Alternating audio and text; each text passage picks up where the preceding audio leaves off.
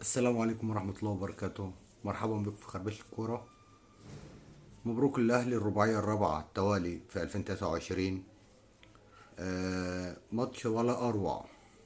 هدفين لإمام عاشور وهدفين لوسام أبو علي. نص ملعب قيم جدا. نسبة استحواذ 69%. يعني يعتبر الداخلية مجتش النهاردة. فرص متتالية للأهلي. أحمد عبد القادر وتضييع الفرص إن كانت سهلة أو غير سهلة. التوفيق وعدم التوفيق مع احمد عبد القادر النهارده كان باين في الملعب. فاتمنى ان تكون الدنيا جايه تبقى احسن لاحمد عبد القادر. لكن اللي أنا عاوز نتكلم عليه غلطه غلطه واحده النهارده. دخل في الاهلي جون. واللي هو يعني انت ماشي في الماتش 10/10 متوازن تمام التمام. ملعب دفاع حلو. دفاع مفيش مشكلة فيه. الجون بتاعك ما جاش عليه كور خالص. يعني ليه الاخطاء اللي ملهاش لازمه؟ في هاند الاهلي برضو ضربة الجزاء الاولانيه برضو ما اتحسبتش.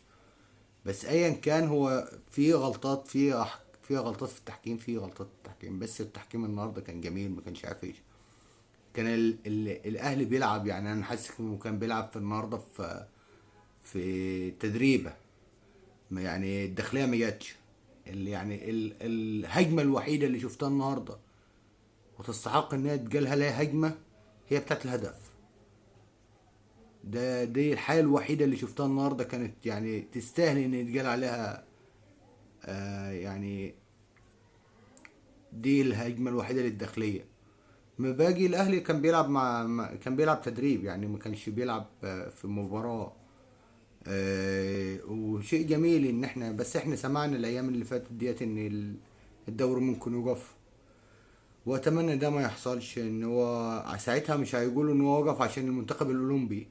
هم هيقولوا وقف عشان خاطر الاهلي مش بيحارب على ان هو ياخد المركز الاول. عشان الاهلي مش هياخد البطولة فعشان كده وقفوه. اتمنى ده ما يحصلش.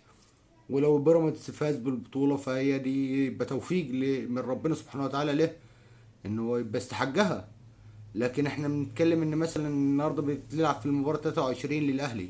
فاضل لك يعني على المباريات اللي ملعوبة 6 مباريات. لو احنا بنتكلم في 6 مباريات ب3 نقط، 3 في 6 18 نقطة على 54 نقطة. فانت بتتكلم النهارده 54 و18 72. يعني انت هتعلى عن البيراميدز كمان. فاتمنى ان هو ما يوقفش الدوري يعني، واتمنى ان الامور تبقى ماشية في نصابها الصحيح. لكن اللي احنا بنشوفه في الدوري المصري في حاجات غير متوقعة وغير متفائلين بيها دايما يعني. وفي حاجات انا بنشوفها انها ما بنشوفهاش في الدوريات نهائي. فاتمنى ان اللي جاي يكون احسن واقيم، واتمنى الدوري اللي جاي يكون فيها تعديلات في حاجات كتير. يبقى الدوري زيه زي الدوري الانجليزي مثلا، ان الدوري بينزل كله بايام اللي هتلعب فيها، بتنزل قبل البطولة ما بتبدأ. فأتمنى اللي جاي يكون أحسن وأقيم يعني. وأتمنى التحكيم بتاعنا يبقى كويس. بس احنا بنتكلم ان الدوري المصري مش دوري بسيط. انت بتتكلم على دوري برضك، يعني النهارده بيتكلم على الدوري المصري. هو المفروض ان هو التوب في افريقيا، بالنسبه ان انت الاهلي هو بطل افريقيا 12 مره. انت بتتكلم ان اكتر فرق واخده افريقيا في مصر.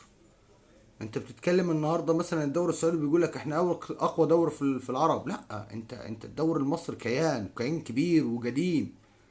فالنهارده نأسف ان في دوريات بدأت بعدينا وبقى لها شنة ورنة في العالم، وانت لسه زي ما انت. فاتمنى اتمنى من ربنا ان يكون في توفيق للناس اللي تيجي، يكون عندها حب للبلد وحب للبطولة وحب للكرة، ان هم يعملوا عشان ما يرجعش يتقال لا ده في عشان خاطر الاهلي فهم بيعدلوا. لا، انا مش عاوز زيت، انا عاوز الناجح يفوز. المتوفق في لعبه يفوز. اللي بيسعى في اللعب يفوز. اه اتمنى كده. لكن نيجي نتكلم في مباريات المباراة، يعني ما شاء الله عليه، ان كان نص ملعب حاجة قيمة جدا. واتمنى يعجبكم، واتمنى دعمكم لينا في القناة، وشكرا لكم.